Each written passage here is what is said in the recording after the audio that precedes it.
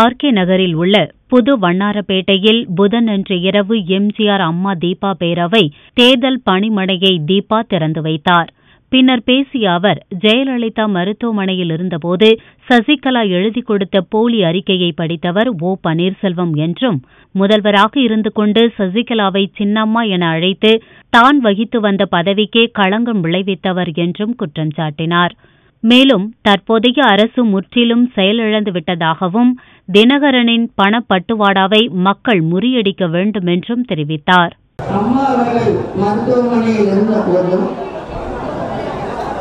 அவரது உடல்நிலை குறித்து உண்மை அறிக்கையை நாட்டு மக்களுக்கு சொல்லாமல் சசிகலா அவர்கள் எழுதி கொடுத்த மோசடி அறிக்கையை மக்களுக்கு படித்து காட்டி ஒரு கபட நாடகத்தை அரங்கேற்றியவர் திரு ஓபிஎஸ் அவர்கள்.